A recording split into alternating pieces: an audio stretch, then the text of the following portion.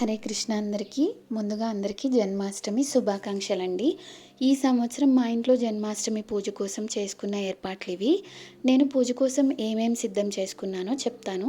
శుద్ధమైన జలము, అలాగే గోరువెచ్చటి జలం, అలాగే పసుపు కలిపిన జలము, పంచామృతాలు, స్వామికి పూజానంతరం వేయాల్సిన కొత్త వస్త్రాలు, అలాగే 5 రకాల పువ్వుల రేకలన్నమాట. అభిషేకం అంతా అయిపోయిన తర్వాత స్వామికి అర్పించడానికి 5 రకాల పువ్వుల రేకలు, 5 రకాల పళ్ళు, 5 రకాల పువ్వులు. ఓకే, ఇవన్నీ ఏర్పాటు చేసుకున్నాము. దాని తర్వాత స్వామికి ముందుగా మనం శుద్ధమైన జలంతో అభిషేకం చేసుకోవాలి. దాని తర్వాత పాలు, పెరుగు, తేనె, నెయ్యి, పంచదార అనమాట, వీటితో అభిషేకం చేసుకోవాలి. పంచదార అయితే నేను వాటర్లో కలిపేసుకుని కరిగిన తర్వాత అప్పుడు అభిషేకం చేసుకున్నాము. పంచామృతాలు కలిపే విధానం కూడా ఉంటుందండి. పాలు మనం ఎంతైతే తీసుకుంటామో అందులో సగం పెరుగు తీసుకోవాలి. మళ్ళీ అందులో సగం తేనెలో సగం నెయ్యిలో సగం పంచదార, ఇలాగే తీసుకోవాలన్నమాట. పంచామృతాలు చేసే కరెక్ట్ అయిన విధానం ఇదివరకు నాకు తెలీదు. నేను ఈ ఇయర్ పూజా విధానం అది చూసినప్పుడు నాకు ఒక వీడియోలో అర్థమైంది. సో నేను కూడా మీకు అందరికీ షేర్ చేయాలని చెప్తున్నాను. పంచామృతాలు అయితే ఇలా కలుపుకోవాలి. పంచామృత స్నానం మొత్తం అయిపోయిన తర్వాత స్వామిని పసుపు కలిపిన నీరు సిద్ధం చేసుకున్నాం కదా, దానితో అభిషేకం చేసుకోవాలి. దాని తర్వాత మనం ఏం చేయాలంటే స్వామికి కళ్ళ దగ్గర మాత్రమే ఇట్లా కొంచెం శుభ్రం చేసుకోవాలి. శుభ్రం చేసుకొని కుంకుమ బొట్టు పెట్టుకొని స్వామికి కర్పూర నీరాజన హారతి పట్టాలన్నమాట. నేను ఈ వీడియోలో 2 రకాల హారతులు ఇచ్చాను. ఒకటి పసుపు అభిషేకం జరిగిన తర్వాత కర్పూరం వెలిగించి హారతి ఇచ్చాను. అలాగే లాస్ట్లో ఒక హారతి ఇచ్చాను. అది ఏంటంటే మనం ఆవుని దీపం పెట్టి దాంతో హారతి ఇవ్వాలి.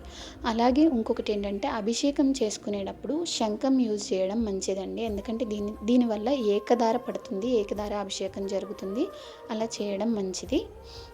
సో నాకు తెలిసిన విషయాలు ఈ వీడియోలో నేను మీకు షేర్ చేస్తున్నాను. ఈ శంఖం ఏంటంటే మనకి పూజా ఐటమ్స్ దొరికే షాప్ ఉంటుంది కదా, అక్కడ మనం పర్చేస్ చేసుకోవచ్చు.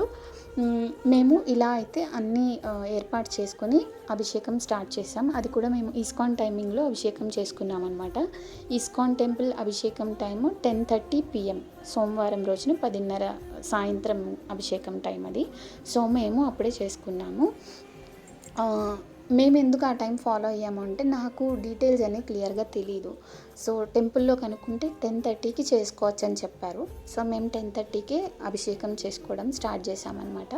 ఇట్లా పసుపు నీళ్లు కలిపిన అభిషేకం జరిగిన తర్వాత మేమైతే కర్పూర హారతిని ఇచ్చి అప్పుడు మిగిలిన వాటితో అభిషేకం చేసాము. పళ్ళతో చేసే అభిషేకం ఉంది కదా, సో ఒక జల్లెడలో 5 రకాల పళ్ళు పెట్టుకోవాలి. దాని మీద నుంచి మనము జలం పోసుకుంటూ అభిషేకం చేయాలి. దీన్ని సహస్రధార అభిషేకం అంటారంట. సో ఇది పళ్ళతోనూ చేయాలి, 5 రకాల పళ్ళతోనూ చేసుకోవాలి, 5 రకాల పువ్వులతోనూ కూడా చేసుకోవాలి. అలాగే ఈ అభిషేకం చేసిన పంచామృతాలు వీటిని మనము ప్రసాదంలాగా స్వీకరించాలి, పంచిపెట్టుకోవచ్చు. లేదంటే ఇంకా ఎక్కువ మిగిలిపోయింది అంటే ఎవరు నడవని తొక్కని ప్లేసెస్ ఉంటాయి కదా, అందులో మనము అభిషేకం వాటర్ని తీసుకెళ్ళి వేసుకోవాలి.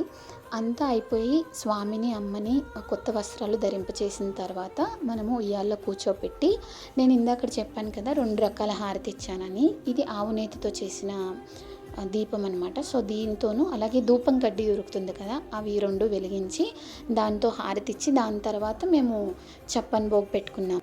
ఇప్పుడు చప్పన్ భోగ్ అంటే ఏంటి, ఎందుకు పెడతారో తెలుసుకుందాము. చప్పన్ భోగ్ అంటే 56 రకాల నైవేద్యాలు అనమాట. ఇది స్వామికి ఎందుకు పెడతారు, ఎలా దీని ప్రాముఖ్యత వచ్చింది అనేది నేను చెప్తాను. నాకు తెలిసింది నేను చెప్తాను. వరుణదేవుడు 7 రాత్రులు 7 పగళ్ళు అలాగ కంటిన్యూస్గా వర్షం కురిపించినప్పుడు మన స్వామి ప్రజలందరినీ రక్షించడానికి తన చిటికెన వేల మీద గోవర్ధన పర్వతాన్ని ఎత్తి నుంచుంటారనమాట. 7 రాత్రులు 7 పగళ్ళు స్వామి రోజుకి 8 సార్లు ఆహారాన్ని స్వీకరించేవారంట. సో అలాగ 7 రాత్రులు 7 పగళ్ళు అంటే 7 రోజులు కంప్లీట్గా అలా ఉన్నారు కాబట్టి వర్షం అంతా తగ్గి ఎవరి ఇంటికి వాళ్ళు వెళ్ళిన తర్వాత అక్కడ ఉన్న జనాలందరూ కలిసి స్వామికి 7x8 అంటే 56 రకాల నైవేద్యాలు వాళ్ళ ప్రేమకి చిహ్నంగా స్వామికి అర్పించారంట. దీన్నే చప్పన్ భోగ్ అంటారు. అప్పటి నుంచి ఈ 56 రకాల నైవేద్యాలు స్వామికి పెడుతూ వస్తారు. సో మేము ఈ సంవత్సరము చప్పన్ భోగ్ పెట్టుకోవాలి అనిపించి చప్పన్ భోగ్ సేవ చేసుకున్నాం అనమాట. ఇంకొక ముఖ్యమైన విషయం అండి, మనం నైవేద్యం పెట్టిన, అభిషేకం చేసిన, స్వామి కోసం ఏ పని చేసినా అందులో ఒక తులసి దళాన్ని ఉంచండి. ఎందుకంటే స్వామికి తులసి దళం లేకపోతే నైవేద్యం స్వీకరించరు. స్వామికి తులసి అంటే ప్రీతి. కృష్ణ పూజలో తులసి ప్రప్రథమంగా ఉంటుంది. మీకు కనుక ఈ వీడియో నచ్చినట్టయితే please like, share and subscribe తప్పకుండా చేయండి. నేను చేసే వీడియోస్ మీరు ఆన్ టైం చూడాలనుకుంటే బెల్ ఐకాన్ క్లిక్ చేసుకుంటే మీకు నోటిఫికేషన్స్ వస్తాయి. ఈ వీడియో కనుక నచ్చినట్టయితే కింద కమెంట్ సెక్షన్లో ఒక కమెంట్ రాయండి.